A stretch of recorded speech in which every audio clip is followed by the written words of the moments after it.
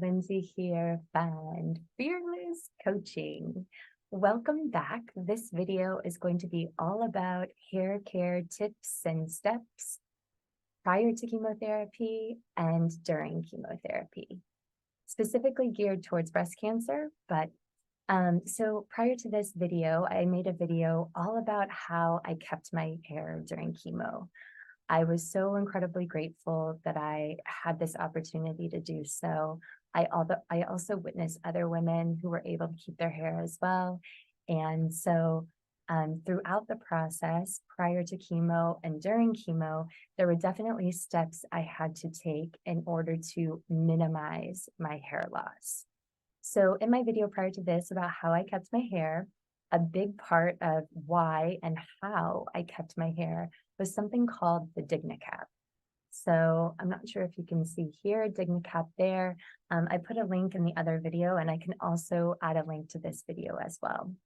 So there are some steps and tips for hair care that's really important that Dignacap recommends in this guide right here. So if you decide to go with Dignacap, they will obviously provide you with a guide that tells you all about hair care instructions. And then some of the other tips that I'm going to provide have nothing to do with Dignacap. They were just things that were maybe recommended to me or things I felt I needed to do during the process. So first of all was cutting my hair. So my oncologist actually recommended this. I had quite long hair when I found out I had breast cancer, and I was very, very attached to my hair. So when I found out I had cancer, I really grasped onto this idea of keeping my hair. And I started doing heaps of research, and I started talking to my doctors, and I started talking to people who had been through breast cancer prior.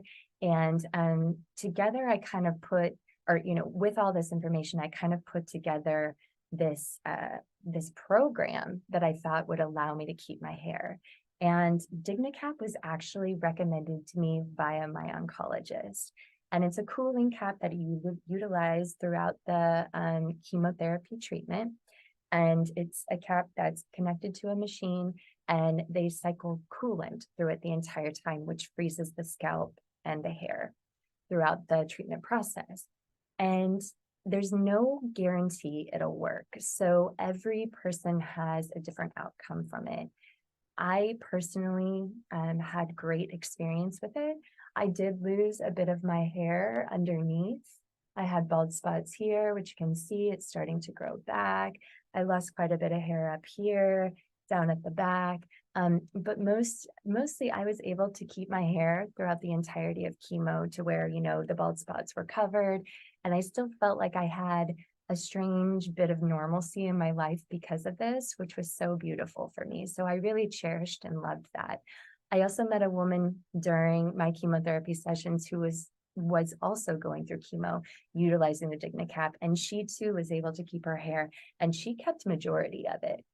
When I lost a lot, she actually kept most and was hardly losing any. So everyone has a different experience. I heard other stories from the nurses of when people used it, they would get big bald spots, so they would end up, shaving their head anyway. And some people still lost all their hair. Some people had minimal hair loss. So there's really a full spectrum here that we're going off of. So it's kind of it's a shot in the dark. It's worth a try. So for me, when my oncologist told me to cut my hair, and there are reasons for that I'll explain in just a moment, I decided, okay, I have long hair. I'm really keen to keep my hair. If I use the Dignacap and I lose it still during chemo, I will have a wig made out of my hair so I can utilize that. So what we did is my beautiful friends, helped me with this. They cut my hair about up to my chin. So I had 13 inches of hair that we sent away to a local company to have a wig made. And if you're interested more about that, drop a comment in the comment section. I'm happy to give you some more information about the wig place that I used. And I have other links for other places that make wigs.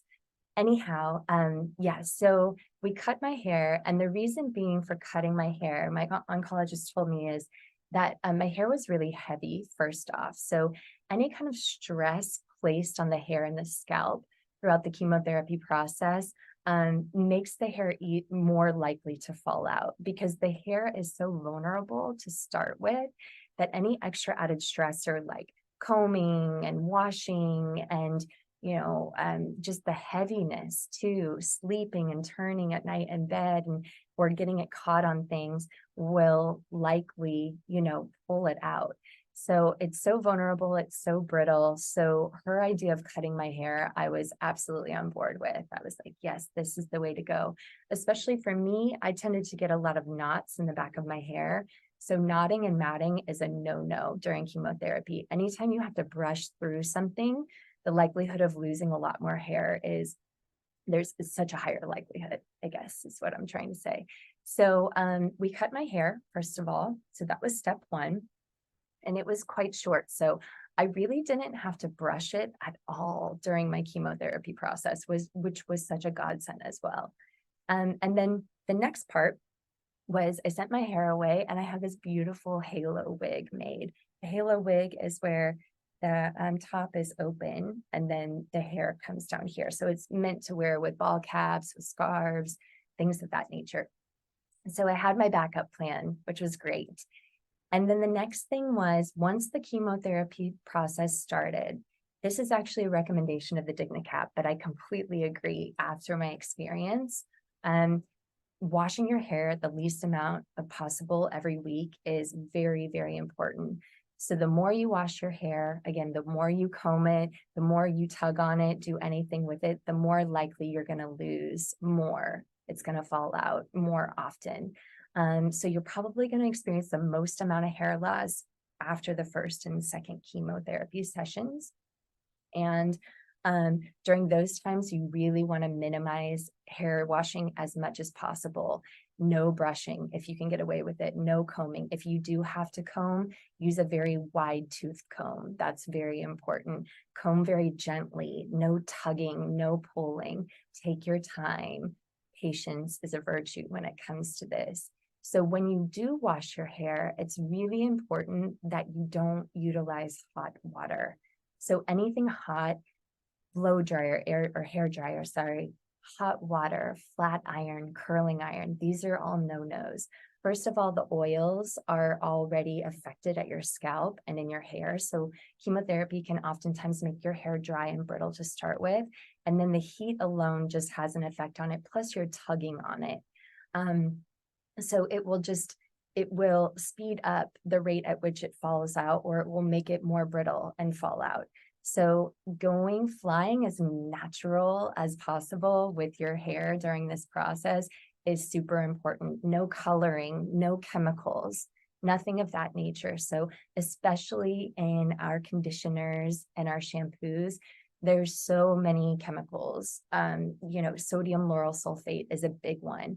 And the list goes on and on and on. So using the most natural thing possible to care for your hair during chemotherapy and even months after is super important. I actually used Dr. Bronner's baby soap, and then I would use coconut oil as like a conditioner afterwards. So I would use the Dr. Bronner's baby soap, let my hair dry naturally, and then rub the coconut oil and kind of just go around to, my hair tends to be quite a big poof, lots of volume, especially with humidity. So I get lots of flyaways. So the coconut oil was brilliant for that. So avoid getting mats and knots in your hair. That was something I mentioned earlier. Anytime you have to brush through, anytime you have to do anything with your hair, it's more vulnerable to falling out. So flying as naturally as possible, touching your hair as least as possible, being as gentle as you can and as patient as you can when you do touch it or do anything with it is incredibly important. Also, hair bands, tight hair bands, putting it up in a bun, putting it up in a ponytail. I recommend against that because when you pull that out, when you pull that band out, a lot of the hair comes with it. You're tugging on it. So I honestly wash my hair twice a week. I wore it down all the time. I never brushed it.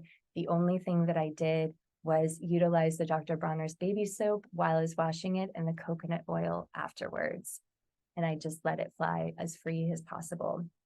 So once chemotherapy is through, this guide actually recommends that you continue utilizing the same process and the same hair care routine that you've been utilizing during chemotherapy for about 2 to 3 months out. I did mine for 4 or 5 months and I just kept up with it.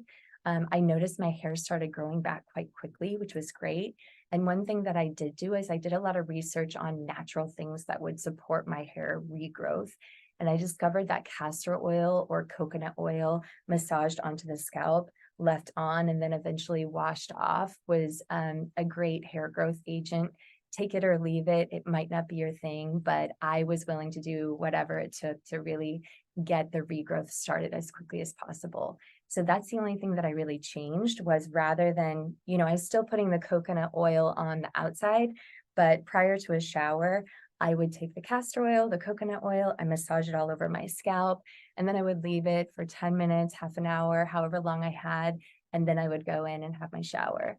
And it actually conditioned it as well, which was really nice. So I didn't have to use as much coconut oil after the fact, after my hair dried. So I think that's it for this video. I think I covered it all. If you have any questions, please do not hesitate to reach out to me.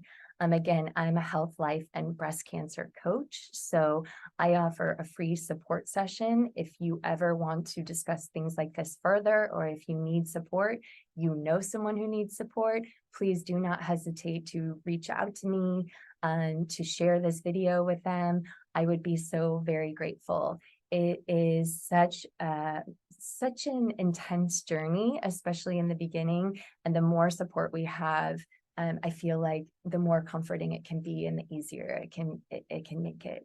So thank you so much for watching. I greatly appreciate it. Sending you so much love. Be well.